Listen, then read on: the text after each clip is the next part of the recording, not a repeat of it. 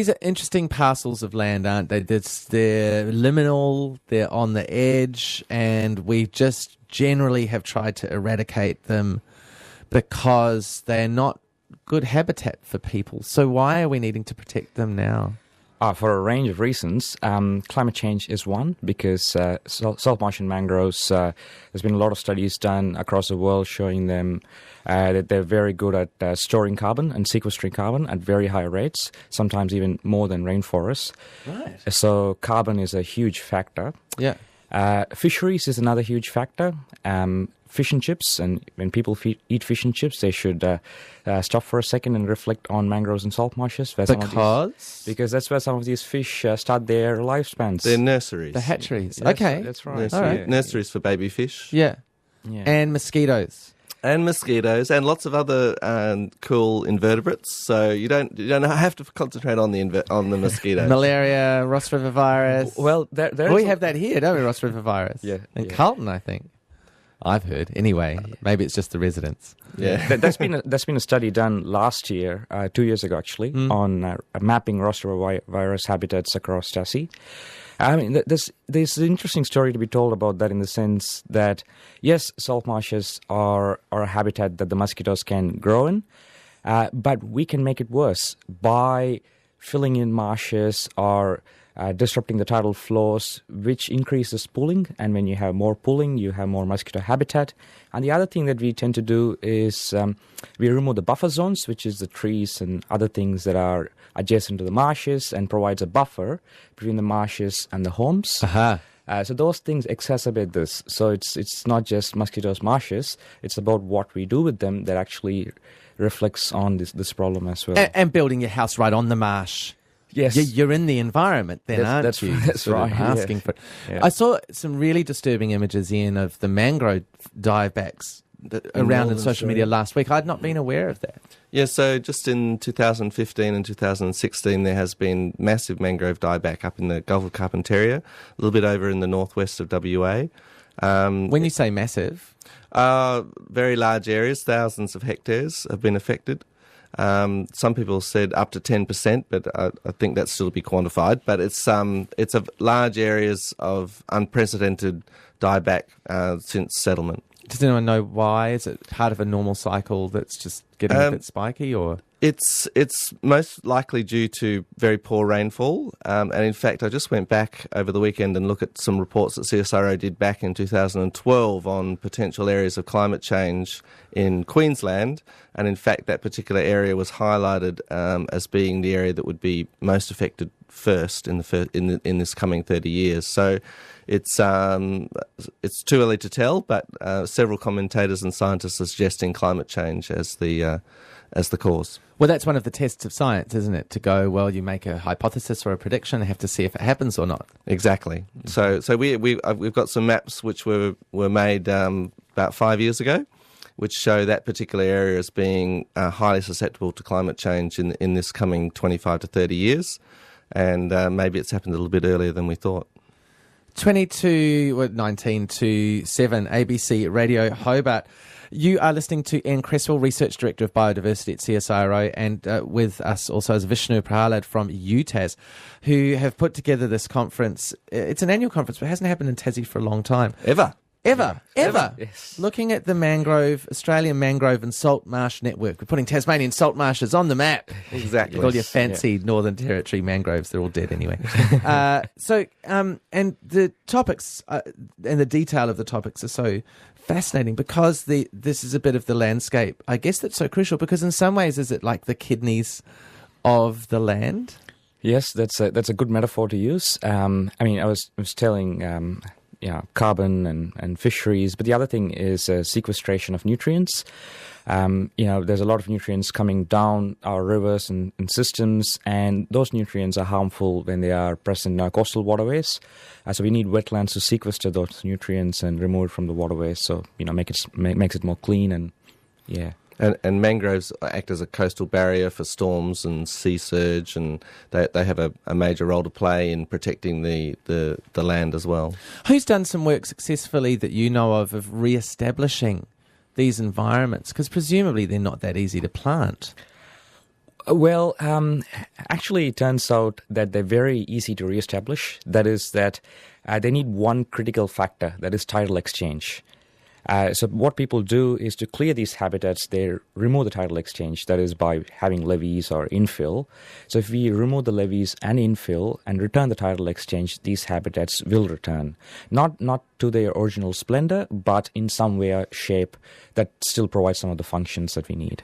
So they're pretty robust. I actually went to this amazing place in India where there was a town, a huge port in India, over 50 years ago, and they had a tsunami, and it completely wiped out the entire town, the entire area of the delta, and they left it. They just picked up and moved the port and the town 50 kilometres away, and they left this area of land, and now it's a major protected area with people fishing. And you go into this mangrove, and you would think you were in a completely natural area, and then way out in the middle is the last remnants of the tower of the port.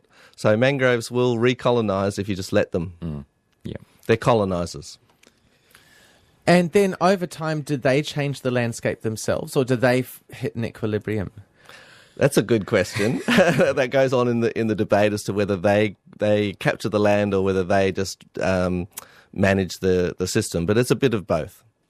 They actually trap sediment and nutrients and grow, and they also respond to the prevailing conditions. I agree. Yeah. In terms of how they do it, because there's been some projects I know up around Launceston of Yep. wetlands restoration. Yes, yeah. But there's a lot more that can be done in Launceston. Well, I recently wrote in Mercury on the subject, calling for more restoration in Launceston as a way of also protecting against flooding.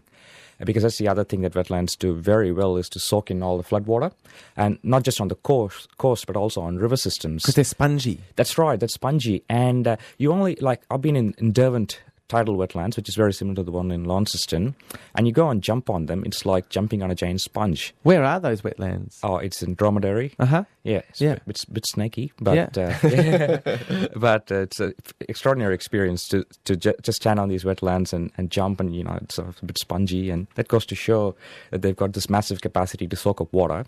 So imagine removing those trees and plants and putting in a farm or roads. That just removes that capacity to store that water, and that water has to go somewhere else, and that somewhere else happens to be homes and businesses and so forth. So part of the call is for these wetlands to be returned in areas of Launceston where they're still possible. In terms then of arguing that, I guess you need to start talking about economic value. Has that got easier to do, to go, well, with carbon sequestration, it's this much and flooding's that much? How do you say, here's the value? It's very hard to monetize nature. So to put a value on nature is something that people have struggled with for 50 years. Poets have been struggling with it for long. Exactly, since then. exactly. But in the scientific literature, we've been struggling for 50 years. But we're getting better and better at arguments about their value to society, rather than simply their intrinsic value for themselves. Well, my take on this, Rick, is instead of trying to put a value on nature, economic value on nature, my approach would be to try to take people that you're trying to convince to these environments, and then have a really good experience with them in these environments, and then come back and have a conversation in terms of their appreciation of this environment. I think that's a better approach than putting an economic value and looking at spreadsheets and making decisions where you still don't get an appreciation of these habitats and what they do for us, and the productivity that is unmistakable when you're in these environments. So he is a bit of a romantic. Well, it's interesting that you say that, though, because there was a chap on overnights, I can't remember who was speaking, but he was talking about Australian land management, and he's written a book about WA, going, it's, invisible on the Australian mental map, this land and what we've done to it, and the terrible damage caused by the soldier settlement schemes, where if you didn't clear the land, you'd lose it. So they just stripped everything, and the rivers and stuff. So they're desperately trying to replant all those border grounds of the rivers and that kind of thing. But he said the whole book was him talking to people on the land. Yep. Because it doesn't make any sense. Yeah, and I if you're think not there. absolutely, Yeah, that's right. Yeah. I think people need to experience and understand. Up in Cairns, there's a fantastic boardwalk through the mangroves, just near the airport. I encourage anyone who's going to Cairns Airport, take a half an hour out before you go and go for a walk on the boardwalk. It's the most beautiful experience to go through this very majestic mangroves, and that's the sort of thing where if you make it a bit more accessible to people, because they are a bit hard, you've got to trudge through mangroves and mud and Snaky. So the more that we can, local governments are more and more making them accessible and usable, while also trying to protect their natural values. And the Lutragala Marsh is one then, if we're talking about country and land and standing on the land, that has a special focus at this conference. That's right. So that's where the field trip is going to be, where we're taking the conference participants over to Bruny Island and over to Lutragala Marsh. It's a fantastic marsh, and it's got an interesting management history. Tasmanian Land Conservancy owns the Lutragala Marsh. It's a NGO that owns a range of properties across Tassie and manages for conservation purposes. And Lutragala is one of its permanent reserves. So that's where we are going. It's also a fantastic marsh, excellent plant composition, good buffer vegetation, intact native zone, and lots of birds. And okay, so when you look at that marsh, you're going, this is a good bit of marsh here. Yeah, that's right. It's got all the bits that a marsh needs to have. And also, of course, its connection with the Nuinone people. Yes, and we'll get to hear about that from the TLC guide, who'll be with us on the day. In fact, Jane Hutchinson, the 2016 Tasmania of the Year, is one of our keynote speakers at the conference, and she'll be talking about the value of people power and carbon. So we're looking forward to that. And do you welcome people from your amateur saltmarsh lovers to come along? Oh yes, absolutely. Yeah. That was one of the main focuses of this conference, that we didn't want it to be elitist, that we wanted to have as many people as possible to have access to the conference. Yeah. So one of the agreements we had with the NRM groups, Natural Resource Management groups, was that they would put up sponsorships for community groups, people in the community groups to come and attend the conference. And we've had about 15-20 people from the community groups, volunteers, coming to attend the conference. And the other thing is we've also putting out a public forum this evening, which is also open to the public. We've got 5 speakers, and Ian's the chair of the public forum. Again, it's accessible to the public, which provides a window into the conference. And tomorrow we've got a photo exhibition at the Waterside Pavilion. That's again open to the public from 10 o'clock to 4 o'clock in the afternoon. Exhibition on mangroves and salt marsh. And that way you'll get to see some great photos of salt marshes and mangroves from all over Australia. So that's at Mawson's Pavilion. And if you want to see these gentlemen speak tonight, and some of your key sort of scientists there, that public forum is tonight between 6 and 8 at the Aurora Lecture Theatre at the Institute of Marine and Antarctic Studies. That's and the big new building down the big new one. You get to have a nose around in there as well. Lovely to speak to you both this morning. Thank you, Frick.